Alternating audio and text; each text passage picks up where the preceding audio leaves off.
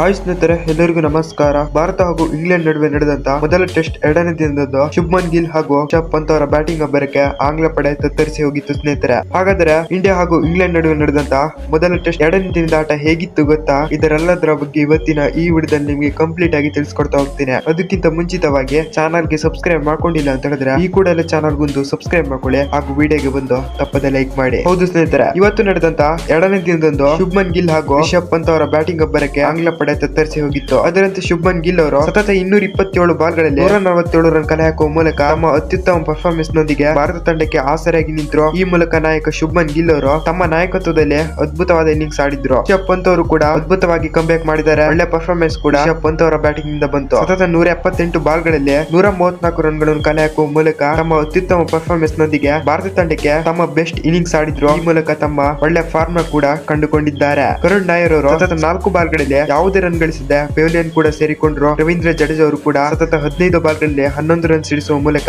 ತಮ್ಮ ನಿರಾಸೆಯ ಫಾರ್ಮ್ ಕಂಡುಕೊಂಡ್ರು. ಶಾರ್ದುಲ್ ಠಾಕೂರ್, ಜಸ್ಪ್ರೀತ್ ಬುಮ್ರಾ ಹಾಗೂ ಮೊಹಮ್ಮದ್ ಸಿರಾಜ್ ಅವರು ಯಾವುದೇ ಪರ್ಫಾರ್ಮೆನ್ಸ್ ನ ಕೊಡದೆ ತಂಡಕ್ಕೆ ನಿರಾಸೆಯಾಗಿ ನಿಂತರು. ಈ ಮೂಲಕ ಪೆವಿಲಿಯನ್ ಕೂಡ ಸೇರಿಕೊಂಡ್ರು. ಈ ಮೂಲಕ ನಮ್ಮ ಭಾರತ ತಂಡ 113 ಓವರ್ಗಳಲ್ಲಿ 471 ರನ್ ಕಲೆ ಹಾಕಿ ಆಲ್ ಔಟ್ ಕೂಡ ಆಗಿತ್ತು. ಈ ಮೂಲಕ ನಮ್ಮ ಭಾರತ ತಂಡ ಮೊದಲ ಇನ್ನಿಂಗ್ಸ್ ನಲ್ಲಿ ಅದ್ಭುತವಾದ ಸ್ಕೋರ್ ಕಲೆ ಹಾಕಿತ್ತು ಸ್ನೇಹಿತರೆ. ನಂತರ 471 ರನ್ಗಳ ಭಾರತದ ಟಾರ್ಗೆಟ್ ಬೆನ್ನತ್ತಿದ ಇಂಗ್ಲೆಂಡ್ ತಂಡದ ಪರ ಜಾಕ್ ಕ್ರಾಯ್ಲಿ ಅವರು ಸತತ 6 ಬಾಲ್ಗಳಲ್ಲಿ 4 ರನ್ ಸಿಡಿಸುವ ಮೂಲಕ ತಂಡಕ್ಕೆ ನಿರಾಸೆಯಾಗಿ ನಿಂತರು. ಬೆನ್ ಡಕೆಟ್ ಅವರು ಕೂಡ ಸತತ 94 ಬಾಲ್ಗಳಲ್ಲಿ 62 ರನ್ ಸಿಡಿಸುವ ಮೂಲಕ ಅವರಿಗೆ ಹೊರಟಾದ್ರು. ಈ ಮೂಲಕ ನಮ್ಮ ಭಾರತ ತಂಡದ ಪರ ಜಸ್ಪ್ರೀತ್ ಬುಮ್ರಾ ಅವರು ಅದ್ಭುತವಾದ ಪ್ರದರ್ಶನ ಕೊಟ್ಟರು. ಈ ಮೂಲಕ ನಮ್ಮ ಭಾರತ ತಂಡ ಅದ್ಭುತವಾಗಿ ಕೂಡ ಕಾಣಿಸಿಕೊಳ್ತಾ ಇದೆ. ಒಲ್ಲಿ ಪೋಪ್ ಅವರು ಸತತ 131 ಬಾಲ್ಗಳಲ್ಲಿ ಸೆಂಚುರಿ ಸಿಡಿಸುವ ಮೂಲಕ ಅದ್ದೂರಿ ಪ್ರದರ್ಶನ ಕೊಟ್ಟರು. ಈ ಮೂಲಕ ಇಂಗ್ಲೆಂಡ್ ತಂಡಕ್ಕೆ ಒಲ್ಲಿ ಪೋಪ್ ಅವರು ಆಸರೆಯಾಗಿ ನಿಂತರು. ಜೋ ರೂಟ್ ಅವರು ಕೂಡ ಸತತ 58 ಬಾಲ್ಗಳಲ್ಲಿ 28 ರನ್ ಸಿಡಿಸುವ ಮೂಲಕ ಜಸ್ಪ್ರೀತ್ ಬುಮ್ರಾ ಅವರಿಗೆ ಹೊರಟಾದ್ರು. ಈ ಮೂಲಕ ಜೋ ರೂಟ್ ಅವರು ನಿರಾಸೆಯಾಗಿ ನಿಂತರು. ಹ್ಯಾರಿ ಬ್ರೂಕ್ ಅವರು ಸತತ 12 ಬಾಲ್ಗಳಿಂದ ಯಾವುದೇ ರನ್ ಗಳಿಸದೆ ನಾಟ್ ಆಗಿ ಕೂಡ ಉಳಿದಿದ್ದಾರೆ. ಒಲ್ಲಿ ಪೋಪ್ ಅವರು ಕೂಡ ನಾಟ್ ಆಗಿ ಕೂಡ ಉಳಿದಿದ್ದಾರೆ. ಭಾರತ ಹಾಗೂ ಇಂಗ್ಲೆಂಡ್ ನಡುವಿನ ಎರಡನೇ ದಿನದ ಆಟ ಮುಕ್ತಾಯಗೊಂಡಿದೆ ಸ್ನೇಹಿತರೆ. ಈ ಮೂಲಕ ಇಂಗ್ಲೆಂಡ್ ತಂಡ